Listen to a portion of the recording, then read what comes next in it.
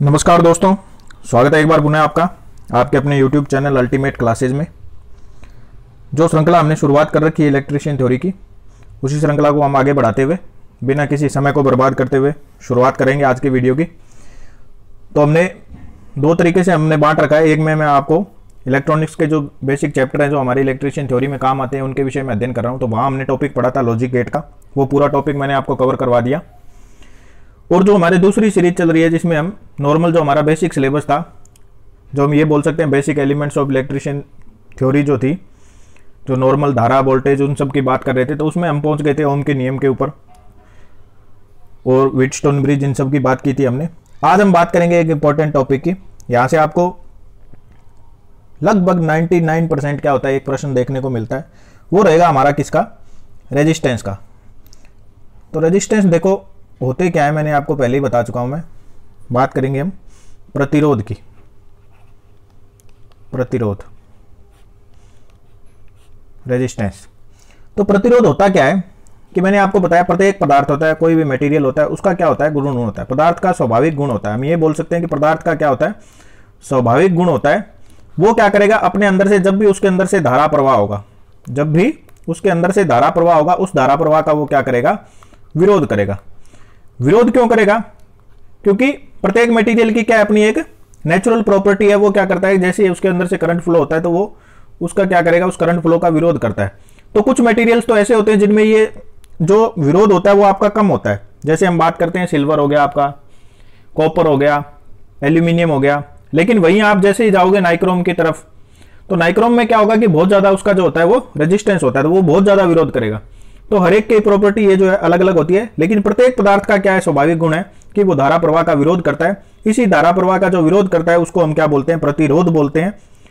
तो उसमें हमने क्या बात की थी कि मैंने आपको बताया था कि प्रतिरोध का प्रतीक क्या होता है। सबसे पहले तो बेसिक चीजों की हम बात कर लेते हैं। तो प्रतीक हमने बात की थी, प्रतीक होता है आर। और मात्रक मैंने आपको बताया था, मात्रक क्या होता है इसका, मात्रक होता है ओम। तो ये बेसिक चीजें थी। आपको क्या ध्यान रखना है, प्रतिरोध क्या होता है, पदार्थ का स्वाभाविक गुण होता है। काम क्या होता है, धारा के प्रवाह में विरोध करना। प्रतीक क्या होता है, आर। मात्रक क्या होता है, ओम। अब इस वीडियो में हम क्या समझेंगे कि जो प्रतिरोध होता है वो आपका किस किस पर निर्भर करता है। आपने प्रश्न देखा होगा, लगभग हर एग्जाम में प्रश्न पूछा जाता है कि किसी चालक तार को खींच करके 2 गुना कर दें तो प्रतिरोध क्या होगा, किसी चालक तार को खींच करके 4 गुना कर दें तो प्रतिरोध क्या होगा। या फिर प्रश्न जो होता है वो सीधा आपके सामने कैसे दिया जाता है कि आपको सीधे जो है जैसे यूं बोल दिया जाएगा 2 ओम का प्रतिरोध है, उसको 2 गुना कर दें यदि लंबाई को तो उसके प्रतिरोध का मान क्या होगा। तो इस टाइप के जो प्रश्न होते हैं ये सबसे ज्यादा गलत होते हैं प्रश्न।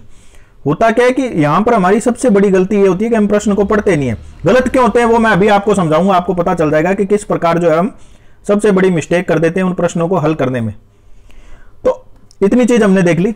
अब एक प्रश्न आता है यहां पर निकल करके, बहुत ही इंपॉर्टेंट प्रश्न है, आपको हमेशा ध्यान रखना है, स्टार लगा लीजिए इसको। हमेशा ध्यान रखना आप कि प्रतिरोध का जो आकार होता है वो प्रतिरोध पर निर्भर नहीं करता है। प्रतिरोध का जो आकार होता है वो प्रतिरोध पर निर्भर नहीं करता, प्रतिरोध पर निर्भर नहीं करता। इस बात का क्या मतलब हुआ, प्रतिरोध पर निर्भर जो है वो नहीं करता। इस बात का मतलब क्या हुआ, देखो दोस्तों, कि यदि मैं बात करता हूं कि एक आपके सामने प्रतिरोध है, वो है 10 ओम और 10 वाट का, ठीक है, और एक आपके सामने प्रतिरोध है 20 ओम और 5 वाट का। तो यहां पर आपको क्या ध्यान रखना है कि प्रश्न सीधा दिया रहता है इस तरीके से। आपने देखा होगा जो निम्मी की आपके असाइनमेंट की बुक है उसमें प्रश्न है। अब कई लोग मेरे से पूछते हैं कि सर पढ़ना क्या होता है। आपके पास में वो 2 निम्मी के असाइनमेंट की बुक होगी, उनको तो आपको कम से कम हल करना ही है, क्योंकि वहीं से जो प्रश्न है वो सारे के सारे पुटअप किए जाते हैं, वही तरीका जो है वो फॉलो किया जाता है। उसके अलावा आपको कुछ नहीं पढ़ना, पॉलिटेक्निक बीटेक लेवल तक आपको नहीं जाना, जो बिल्कुल उन 2 किताबों में दिया हुआ है उसी से आपका प्रत्येक पेपर जो है वो हल हो जाएगा।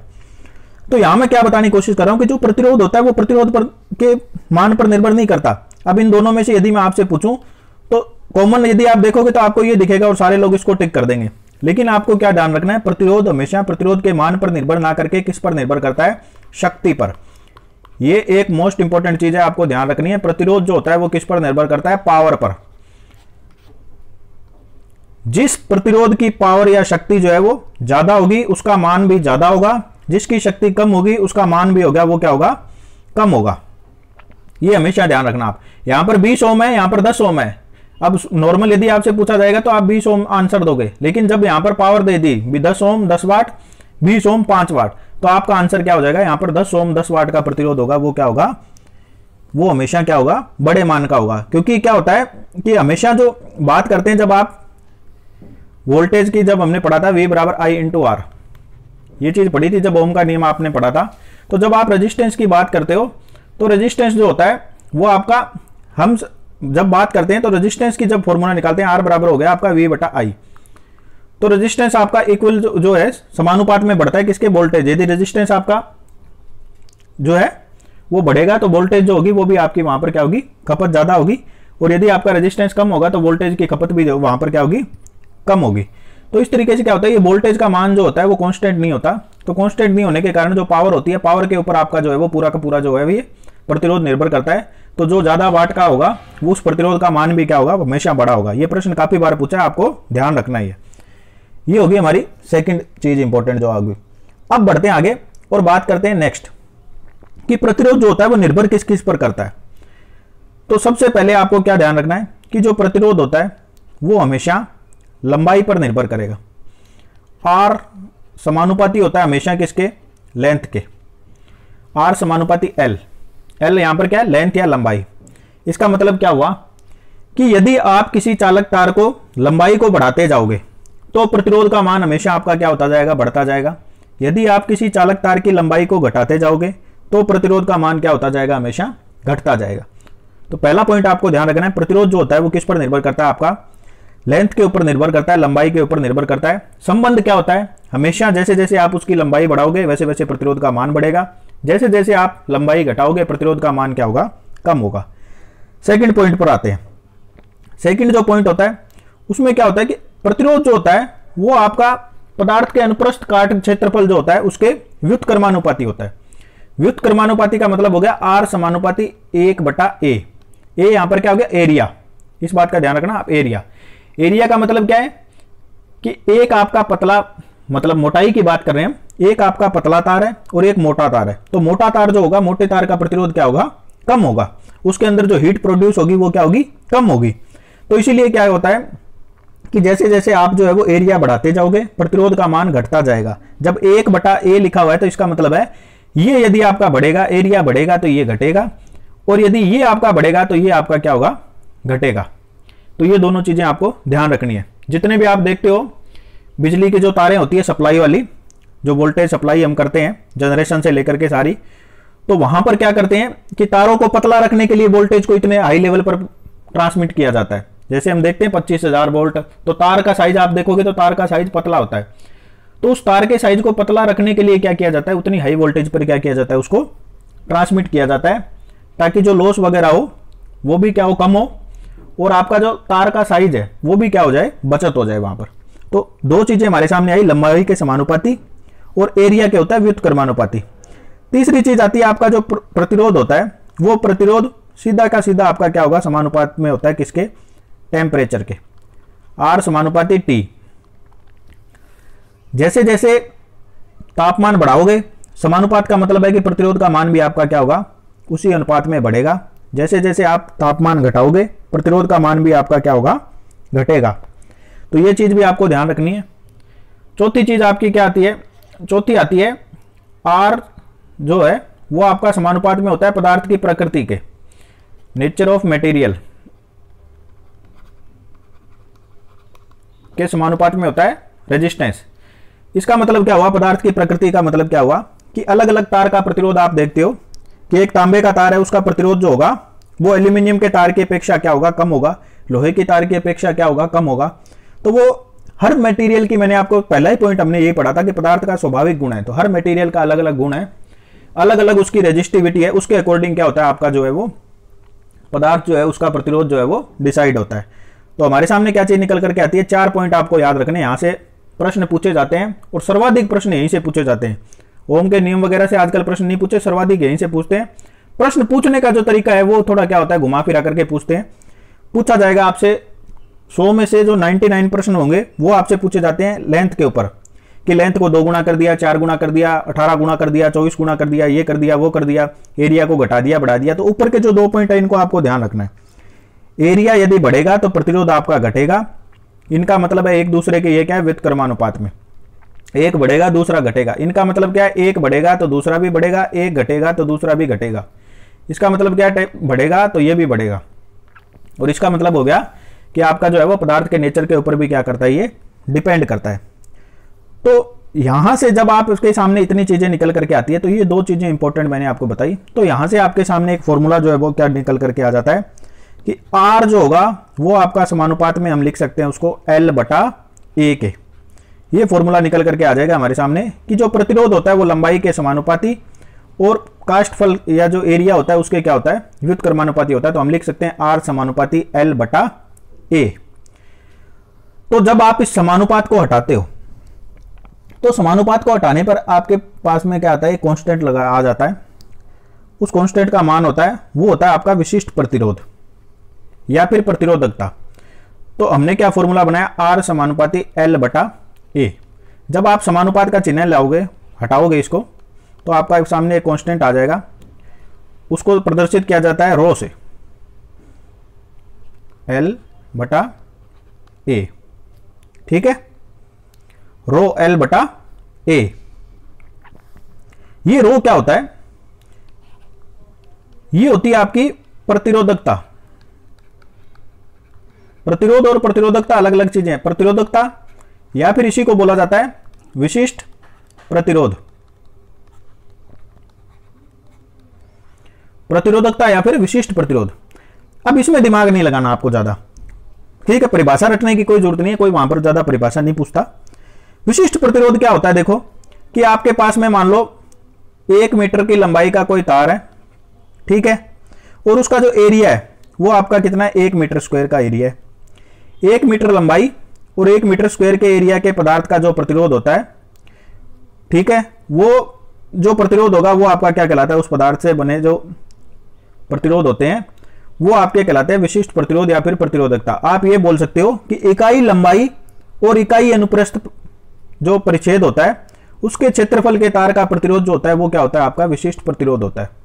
क्या हो गया कि आपने एक 1 मीटर का टुकड़ा लिया और 1 मीटर स्क्वायर उसका, 1 मीटर की लंबाई होनी चाहिए, 1 मीटर स्क्वायर उसका क्या होना चाहिए, एरिया होना चाहिए। उसका जो प्रतिरोध होगा वो क्या रहेगा, सेम रहेगा। उस मटेरियल के लिए जो रहेगा वो क्या रहेगा, सेम रहेगा। तो वो आप बोल सकते हो कि उसकी जो प्रतिरोधकता है उससे आप उसको कंपेयर करते हो, तो वहां पर वो जो होता है वो आपका क्या कहलाता है, विशिष्ट प्रतिरोध कहलाता है। तो परिभाषा क्या हो जाएगी कि विशिष्ट प्रतिरोध क्या होता है, उस पदार्थ से बने इकाई लंबाई और इकाई अनुप्रस्थ परिच्छेद क्षेत्रफल। क्या हो गया यहां पर देखो, इकाई लंबाई क्या हो गई, इकाई लंबाई, इकाई लंबाई, और ये आपका क्या हो गया, इकाई अनुप्रस्थ परिच्छेद क्षेत्रफल या फिर सीधा क्षेत्रफल, कोई इतने बड़ी लिखने की जरूरत नहीं है। इकाई लंबाई और इकाई अनुप्रस्थ परिच्छेद क्षेत्रफल का जो प्रतिरोध होता है उस तार का वो सेम रहेगा पूरे मटेरियल के अंदर। तो उससे जब आप उसको कंपेयर करते हो तो वो आपकी क्या होती है, विशिष्ट प्रतिरोधकता होती है। तो विशिष्ट प्रतिरोधकता भी प्रत्येक मटेरियल के लिए क्या होती है, आपकी अलग अलग होती है। प्रश्न यदि इस फॉर्मूला से पूछा जाएगा तो आपको वहां पर क्या होता है कि आपको यहां पर विशिष्ट प्रतिरोधकता उसकी जो है वो दी गई होती है। तो विशिष्ट प्रतिरोधकता होगी क्या, आपके सामने क्या निकल करके आया कि जो विशिष्ट प्रतिरोधकता है वो इकाई क्षेत्रफल और इकाई लंबाई के तार का जो प्रतिरोध होता है वो क्या कहलाती है, विशिष्ट प्रतिरोधकता कहलाती है। तो जब आपने इस समानुपात को हटाया तो आपके सामने आ गया R समानुपात बराबर आ गया रो L/A के। अब देखो, अब हम बात करते हैं इसमें कि हमारे सामने जो फॉर्मूला आ गया वो आ गया आपका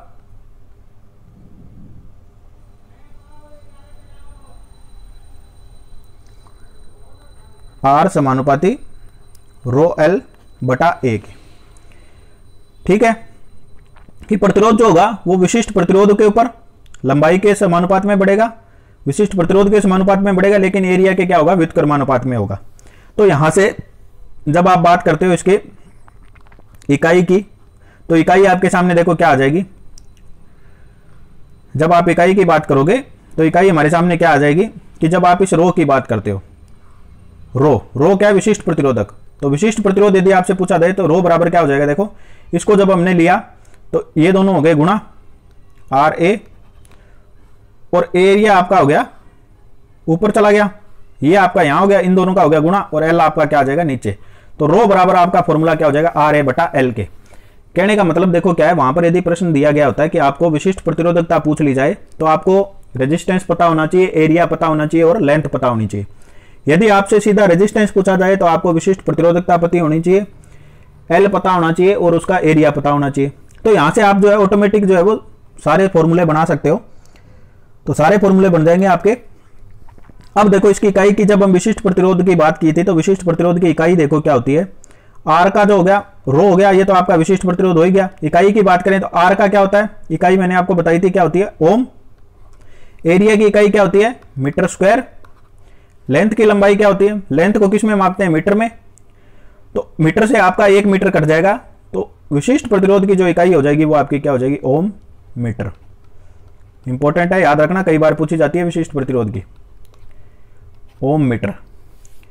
क्या हो गया, आर का आपका ओम होता है, एरिया मीटर स्क्वायर में लेते हैं, लेंथ जो होती है मीटर में होती है, मीटर से 1 मीटर कट जाएगा आपका, क्योंकि मीटर का स्क्वायर है, मीटर इंटू मीटर है, तो 1 मीटर कट जाएगा, तो ओम मीटर बचा आपके पास में। ओम मीटर क्या होता है, विशिष्ट प्रतिरोध की जो होती है वो आपकी इकाई होती है। तो ये होता है आपका विशिष्ट प्रतिरोध। इसी से मिलता जुलता आपका क्या होता है, एक विशिष्ट चालकता होती है। विशिष्ट चालकता को डिनोट करते हैं आप किससे, सिग्मा से। एक तो मैंने आपको बताया था चालकता, पहले आपको याद होगा कि जैसे हमने बात की प्रतिरोध की, तो प्रतिरोध की जब हमने बात की है तो प्रतिरोध में क्या आता है आपका, प्रतिरोध को आर से डिनोट करते हैं और चालकता को डिनोट करते हैं। अभी हम बात करें चालकता की, विशिष्ट चालकता की नहीं कर रहे। तो सेम जो प्रतिरोध होता है उसका उल्टा क्या होती है, चालकता होती है। इसका उल्टा क्या होगी, इसका उल्टा होगी आपकी चालकता। चालकता को मैंने आपको पहले शायद बताया है, चालकता को डिनोट किससे करते हैं, जी से। चालकता को डिनोट किससे करते हैं, जी से। इसको प्रदर्शित किया जाता है जी के द्वारा। चालकता होती क्या है, प्रतिरोध का उल्टा होती है। तो प्रतिरोध धारा के मार्ग में बाधा उत्पन्न करता है और चालकता क्या करेगी, धारा के मार्ग में सहायता करेगी। तो उल्टा होता है, तो उल्टा का मतलब क्या हो गया, जी बराबर आप क्या लिख सकते हो, 1/r। कि जिस पदार्थ का रेजिस्टेंस ज्यादा होगा उसकी चालकता उतनी कम होगी, जिस पदार्थ की चालकता जितनी ज्यादा होगी उसका रेजिस्टेंस क्या होगा, उतना ही कम होगा। तो ये चीज आ गई आपके सामने। तो उसका उल्टा होता है, तो उल्टा होता है, तो जब हमने बात की थी प्रतिरोध का मात्रक क्या होता है, ओम। प्रतिरोध का मात्रक होता है ओम, तो चालकता उसका उल्टा है, तो ये हो जाएगा इनवर्स 1। ठीक है। बाकी इसका जो प्रतीक अन्य होता है उसको साइमन या फिर महो से भी प्रदर्शित करते हैं। जो चालकता होती है उसको साइमन या फिर महो, महो होता है बिल्कुल ओम जैसे, ओम बनाते, ये हो गया महो, इसको बोला जाता है महो। और ओम बनाते हो आप ऐसे, ये होता है आपका रेजिस्टेंस का और ये होता है आपका चालकता का। तो चालकता को महो और रेजिस्टेंस जो हो गया वो आपका ओम। साइमन से भी जो होता है वो भी मात्रक होता है चालकता का, ये भी आपको ध्यान रखना है। ठीक है। अब देखो एक चीज और निकल करके आती है, हमने क्या पढ़ा था, आर समानुपाती होता है टी के, टी मतलब टेम्परेचर। अब देखो प्रश्न कैसे घुमा के पूछा जाएगा, यहां से प्रश्न नहीं पूछा जाएगा क्योंकि ये चीज तो आपको सीधी प्रतिरोध में दी हुई है। अब प्रश्न यहां से ये पूछा जाता है कि जब आपका रेजिस्टेंस बढ़ रहा है टेम्परेचर के साथ साथ में, तो आपसे प्रश्न पूछा जा सकता है कि जैसे जैसे आप टेम्परेचर बढ़ाओगे चालकता के ऊपर क्या प्रभाव पड़ेगा। जैसे जैसे आप टेम्परेचर बढ़ाओगे चालकता के ऊपर क्या प्रभाव पड़ेगा। तो जब चालकता हमारी इसकी उल्टी है, आर समानुपाती टेम्परेचर होता है, प्रतिरोध समानुपाती होता है, तो चालकता तो उसकी उल्टी होती है। तो चालकता उल्टी होती है तो हम ये बोल सकते हैं जी समानुपाती होता है 1/t के। चालकता तो होती है वो आपकी क्या होती है, टेम्परेचर के व्युत्क्रमानुपाती होती है। व्युत्क्रमानुपाती का मतलब टेम्परेचर बढ़ेगा तो चालकता घटेगी, टेम्परेचर घटेगा तो चालकता क्या होगी आपकी, बढ़ेगी। उल्टा केस जो है वो यहां पर काम करेगा, क्योंकि प्रतिरोध जब उसके समानुपात में है तो चालकता उसके बिल्कुल व्युत्क्रमानुपात में होगी। ये बात आपको ध्यान रखनी है। तो ये तो होती है चालकता। फिर हमने बात की थी किसकी, विशिष्ट प्रतिरोध की। हमने अगला जो पॉइंट लिया था, जैसे प्रतिरोध के उल्टा हो गया चालकता, उसी तरह से विशिष्ट प्रतिरोध जो हमने पढ़ा था, विशिष्ट प्रतिरोध का उल्टा क्या होती है, विशिष्ट चालकता। विशिष्ट चालकता भी वही है, इकाई एरिया यदि आपने लिया है तो उस इकाई एरिया का क्षेत्रफल और उसकी लंबाई का जो चालकता होती है वो आपकी क्या होती है, विशिष्ट चालकता। Specific conductivity. विशिष्ट चालकता इसको किससे प्रदर्शित करते हैं, मैंने आपको बताया, इसको प्रदर्शित करते हैं सिग्मा से। ये इस टाइप में सिग्मा से क्या किया जाता है, इसको डिनोट किया जाता है। तो यहां पर ये सिंबल यदि आपको कई बार सिंबल भी सीधा डायरेक्ट पूछा जाता है तो सिग्मा से इसको क्या करते हैं, डिनोट करते हैं। तो सिग्मा से डिनोट करते हैं। तो जैसे आर का उल्टा होती है जी, वैसे ही हमने क्या पढ़ा था, आर बराबर होता है आपका रो एल बटा ए। ये तो होती है आपका विशिष्ट प्रतिरोध, ये आपका था विशिष्ट प्रतिरोध।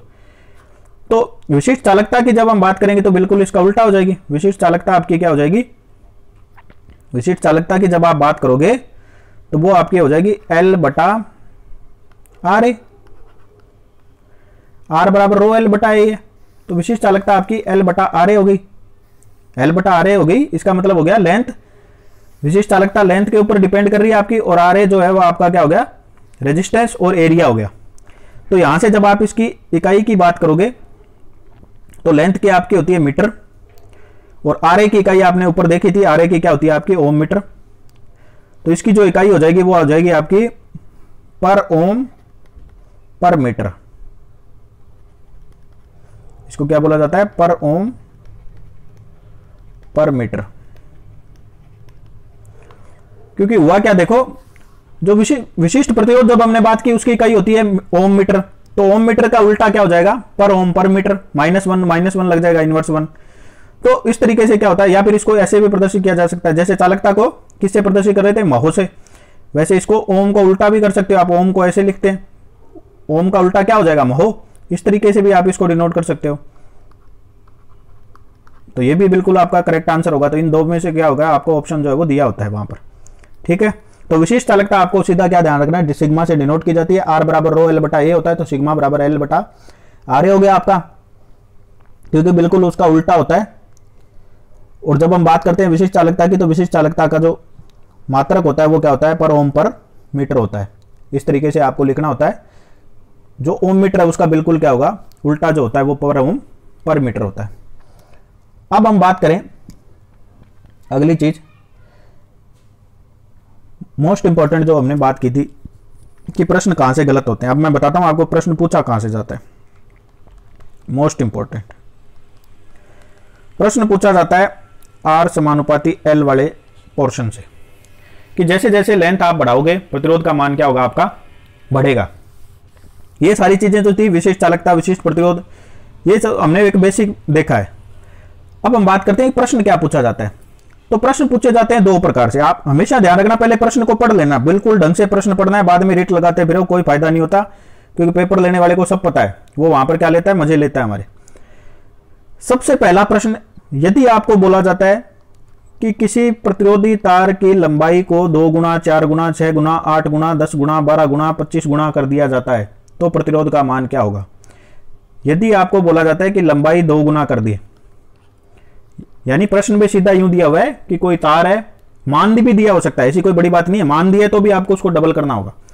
मान दिया हो सकता है या फिर यूं दिया हो सकता है सीधा, भाई ये तार है, इसकी लंबाई को इतना कर दिया तो उसके प्रतिरोध पे क्या मान पड़ेगा, क्या प्रभाव पड़ेगा, 2 गुना हो जाएगा, 4 गुना, 8 गुना, 16 गुना हो जाएगा। एक तो प्रश्न होता है ये।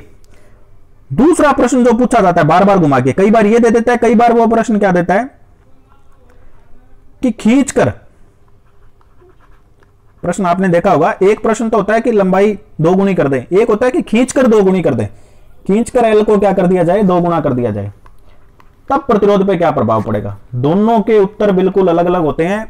विद्यार्थी लोग गलती क्या करते हैं कि इसके वाला आंसर वहां मार देते हैं, इसके वाला आंसर वहां मार देते हैं, क्योंकि समझ में नहीं आता। कई बार क्या होता है, 2 गुना लंबाई 2 गुना हो गई तो प्रतिरोध का मान 2 गुना दिया नहीं होता, वहां पर लास्ट ऑप्शन दिया होता है इनमें से कोई नहीं, और इसका उत्तर दिया होता है वहां पर एल स्क्वायर गुना करके। ठीक है, मतलब इसका हो गया कि लंबाई अगर 2 गुना होगी तो आपका प्रतिरोध क्या हो जाएगा, वो भी 2 गुना हो जाएगा। लंबाई 2 गुना तो जो रेजिस्टेंस है वो भी 2 गुना हो जाएगा। लेकिन जब खींच करके 2 गुना करोगे तब क्या हो जाएगा, जो आपका प्रतिरोध होगा वो एल स्क्वायर गुना हो जाएगा। एल स्क्वायर का मतलब लंबाई का भी 2 गुना। जैसे आपने लंबाई को खींच करके 2 गुना किया तो उस केस में क्या होता है, जो आपका प्रतिरोध होता है वो स्क्वायर में बढ़ता है। मतलब 2 था तो वो कितना हो जाएगा, स्क्वायर हो जाएगा उसका। स्क्वायर का मतलब आप समझ रहे हो, 2 गुना जो जितनी लंबाई आपने खींची है उसका स्क्वायर। इन दो चीजों को बिल्कुल ध्यान से समझो आप, कि लंबाई 2 गुना होने पर प्रतिरोध 2 गुना होगा। उत्तर हमारा क्या होगा कि किसी चालक तार को खींच करके 2 गुना कर दिया जाता है, तो वहां पर हमारा उत्तर अलग आएगा। और किसी चालक तार की लंबाई को 2 गुना कर दिया जाता है, सीधा ये लिखा हो, तो वहां पर हमारा उत्तर अलग आएगा। क्यों आता है, अभी मैं आपको बताता हूं। देखो यहां से हमें समझ में आएगा। सबसे पहले बात करते हैं हम किसकी, जब आप किसी चालक तार को खींचते हो। मैंने बताया आपको अलग अलग आएगा। सबसे पहले हम बात करेंगे खींचकर। जब भी प्रश्न में ये वर्ड यूज किया गया हो, खींचकर 2 गुना 4 गुना 8 गुना ये कर दिया जाए, तब प्रतिरोध पे क्या प्रभाव पड़ेगा? तब प्रतिरोध पे क्या प्रभाव पड़ेगा? तो प्रतिरोध आपका क्या हो जाएगा? पहले जो प्रतिरोध था उसका 4 गुना हो जाएगा। ये तो सीधा याद रखने के लिए। क्यों हो जाएगा? जैसे हम बात करते हैं, ये कोई मैंने एक चालक ले लिया जी, ये हमने कोई एक चालक ले लिया। इस चालक को हमने क्या किया? खींच करके 2 गुना कर दिया, खींच करके 2 गुना कर दिया। तो पहले जो इसका प्रतिरोध था R1, जो हम बात करते हैं, तो R1 का फॉर्मूला क्या था? रो तो आपका फिक्स रहता है, ठीक है, L1 RL बटा A होता है। ये हो गया आपका एरिया 1। ये हो गया कब? जब आपका नॉर्मल था।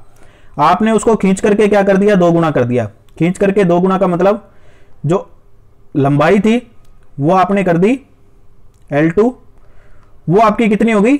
L1 की 2 गुनी। ये जो L1 था इसकी 2 गुनी कर दी आपने। लंबाई को खींच करके क्या कर दिया? 2 गुना कर दिया। लंबाई आपने कर दी 2 गुना, तो L2 क्या आ गई हमारे पास में? 2 L1 आ गई। एरिया को आपने क्या कर दिया? अब देखो यहां पर क्या चीज निकल करके आती है। जो एरिया की बात करूंगा मैं, दूसरे चालक का एरिया। ये जो चालक था इसको हमने खींच करके ऐसे लंबा कर दिया, यूं हमने इसको क्या किया? लंबा कर दिया। ये लो, ऐसे हमने इसको लंबा कर दिया। ये है पहला चालक R1 इसका रेजिस्टेंस, और हमें बताना इसका रेजिस्टेंस। तो जब आप इसकी बात करते हो तो R बराबर रो L बटा A, तो हमने इसको नाम दे दिया L1 A1 R1। मैंने क्या किया? लंबाई को 2 गुना कर दिया। लंबाई 2 गुना तो L2 जो होगी, L2 क्या हो जाएगी? L1 की 2 गुना। तो मैंने यही चीज लिखी है, 2 गुना L1 हो गई। एरिया आपका क्या होगा?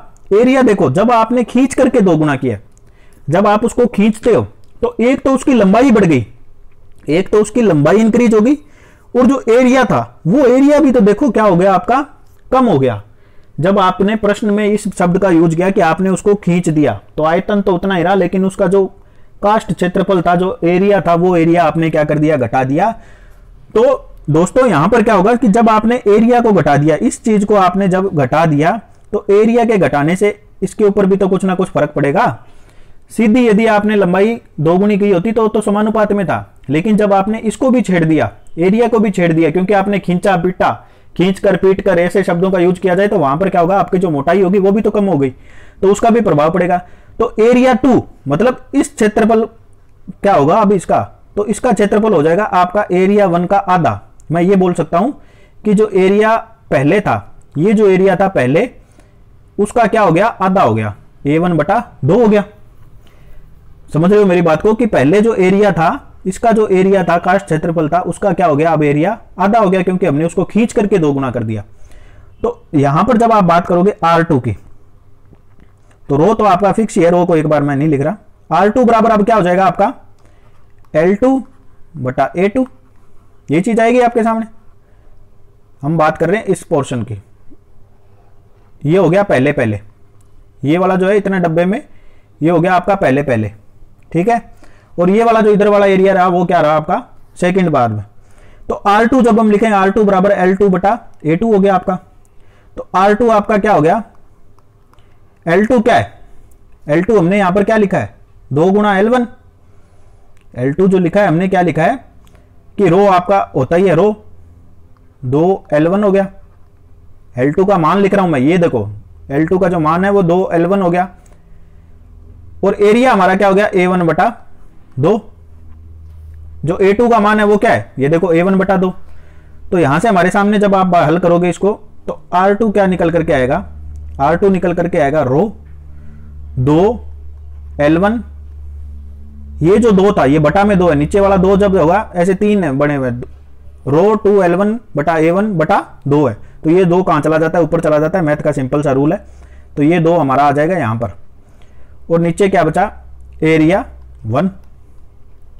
ठीक है जी। R2 क्या निकल करके आया? रो 2 L1 इंटू 2 बटा A1। अब रो जो था, रो से रो तो आप काट दो, ये इधर वाला रो, ये क्योंकि मैंने आपको बताया कि इकाई क्षेत्रफल का सेम मटेरियल है, सेम पदार्थ है, उसको ही आपने पीट करके किया, तो जो रो विशिष्ट प्रतिरोध है वो तो सेम ही रहेगा। यदि आपने 1 मीटर एरिया 1 मीटर है वो, तो उसका विशिष्ट प्रतिरोध तो सेम रहेगा। तो रो से रो आपका कट गया। तो जब आप यहां पर इसको निकालोगे, हल करोगे, तो R2 बटा R1, R2 बटा R1 हमारे पास में क्या निकल करके आ गया? कि R2 का मान तो हमारे पास में आ गया 4L1 बटा A1, ये निकल कर गया ना, 2 इंटू 2 4L1 बटा A1। और R1 का मान हमारे पास में क्या था, L1 बटा A1। यहां पर देखो R1 का मान जो पहले था उसका मान क्या था, L1 बटा A1। तो यहां पर जब R2 की आप बात करोगे तो R2 का मान क्या आ जाएगा, 4R1 के 4R1 के आ जाएगा। क्यों, क्योंकि आपका ये जो पोर्शन है, ये वाला पोर्शन कट गया, ये वाला पोर्शन जो है वो कट गया। तो रेजिस्टेंस आपका क्या निकल करके आ गया, 4R1 के। कि जब भी आपके सामने प्रश्न आता है पीट कर, खींच कर, इन शब्दों का यूज किया जाए, तब आपका जो पहले वाला रेजिस्टेंस था उसका रेजिस्टेंस क्या हो जाएगा, दूसरा जो रेजिस्टेंस निकलेगा वो पहले वाले रेजिस्टेंस का 4 गुना निकलेगा।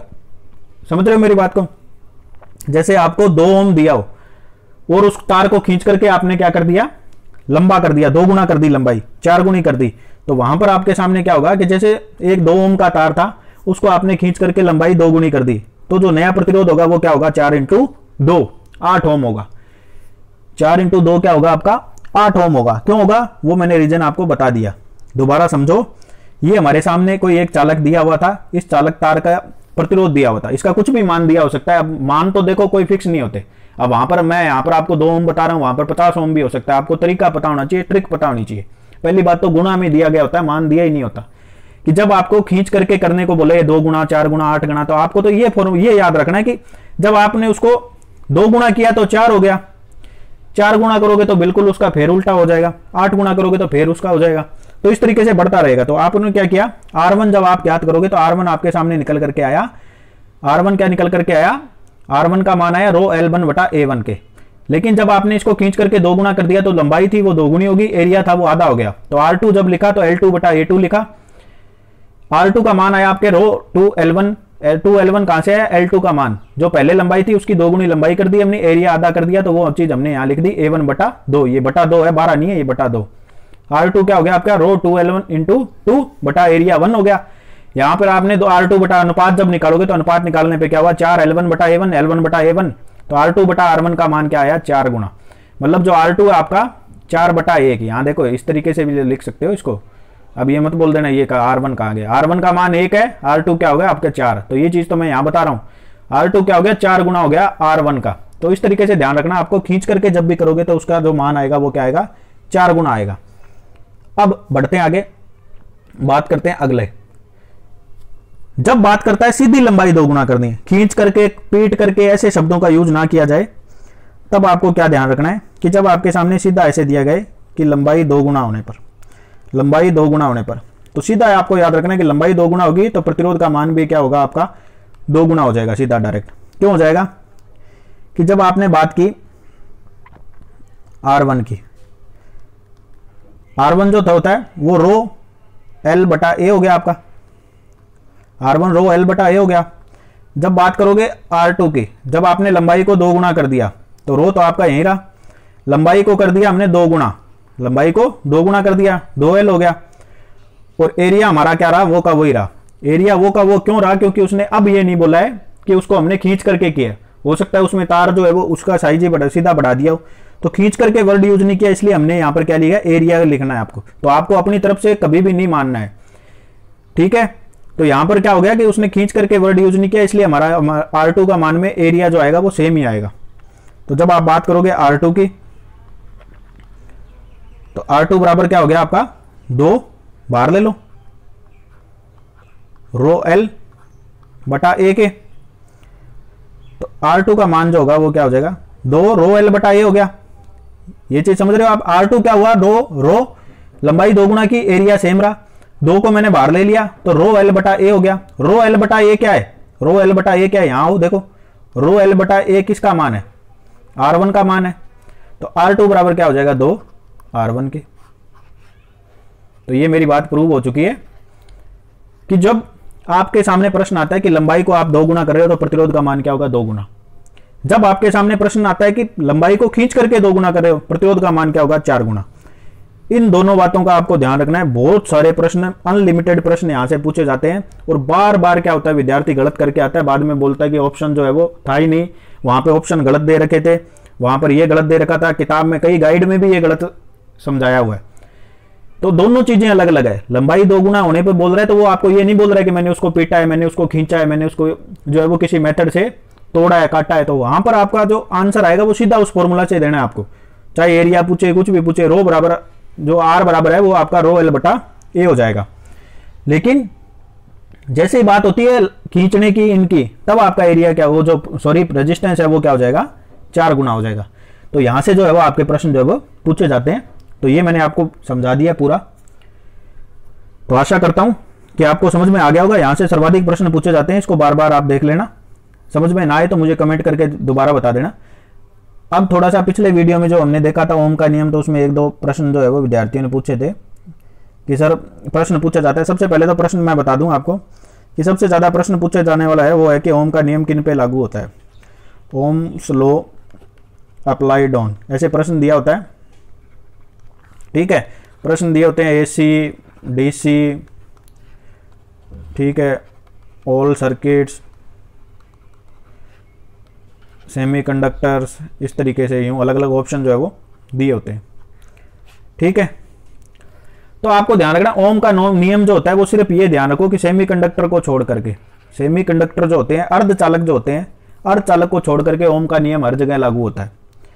ये कंफ्यूजन में कभी मत रहना कि ओम का नियम डीसी पे लागू होता है, एसी पे लागू होता है। डीसी एसी दोनों पे लागू होता है यदि ऑप्शन दिया हुआ है। सिर्फ अर्धचालक पे नहीं लागू होता। अर्धचालक जो मटेरियल होते हैं, अर्धचालक को छोड़ करके ओम का नियम सब जगह लागू होता है। और ये प्रश्न पूछा जा चुका है और इसका आंसर भी यही माना गया है, एसी डीसी सब पे लागू होता है। तो जिस भी किताब में आप देख रहे हो वहां पर यदि डीसी दिया हुआ है या फिर सिर्फ जो एसी दिया हुआ है, एसी में देखो, एसी में शर्त यदि मान लो प्रश्न ऐसे दिया हो कि ओम का नियम लागू होता है एसी पे, डीसी पे, दोनों पे, तो दोनों पे आंसर होगा। यदि प्रश्न ऐसे दिया हो कि ओम का नियम लागू होता है शुद्ध प्रतिरोधी एसी परिपथ में, एसी पे, डीसी में, या फिर दे रखा हो ए और सी। जैसे मेरी बात को समझो आप दोबारा कि एक प्रश्न तो हो गया एसी डीसी दोनों पे लागू होता है, जी हाँ हमारा आंसर होगा एसी डीसी दोनों पे लागू होता है। लेकिन वहां पर यदि वो ए वर्ड भी जोड़ दे, शुद्ध प्रतिरोधी एसी परिपथ, ठीक है, एक दे दे सिंपल एसी, एक दे दे डीसी, जैसे ये ए ऑप्शन है, ये बी ऑप्शन है, ये सी ऑप्शन है, ये डी ऑप्शन है, यहां पर दे दे ए व सी दोनों पर, और एक ऑप्शन और दे दे, वो दे दे आपके सामने क्या, बी व सी दोनों पर। तो जब इस टाइप में आता है तो वहां पर हमारा आंसर क्या हो जाएगा, ये वाला हो जाएगा कि जब शुद्ध प्रतिरोधी एसी परिपथ होता है, शुद्ध प्रतिरोधी एसी परिपथ होता है, उस पे ओम का नियम जो है वो आपका अप्लाइड होता है। लेकिन सिंपल यदि आपको दिया हो तो वहां पर हमारा आंसर क्या होगा, एसी डीसी सब पे लागू होता है। आपको ये याद रखना है, सब पे लागू होता है, सिर्फ अर्धचालक के ऊपर जो है वो ओम का नियम जो है वो लागू नहीं होता। तो इतनी चीजें आज के वीडियो में हमने सीखी है, इसको आपको ध्यान से देखना है। यहीं से प्रश्न पूछे जाते हैं, ज्यादा चैप्टर नहीं पढ़ने होते आईटीआई के अंदर।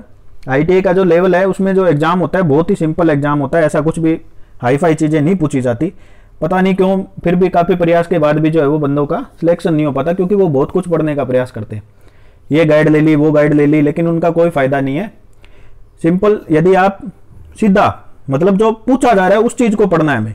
अब जैसे यहां से प्रश्न मैंने आपको बता दिया कि प्रश्न यहां से क्या पूछा जाएगा आपसे, ये जो लंबाई वाले हैं, एरिया वाले हैं, यहां पर इनको तोड़ मरोड़ करके प्रश्न जो है वो सीधा पूछा जाता है।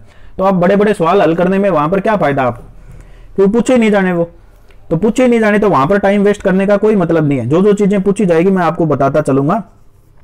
तो आज के वीडियो में इतना ही। आशा करता हूं मेरे द्वारा दी गई जो भी जानकारी है उससे आप संतुष्ट होंगे। धन्यवाद आपका, और चैनल पर नए आए तो चैनल को सब्सक्राइब करना ना भूलें। आपका दिन शुभ हो।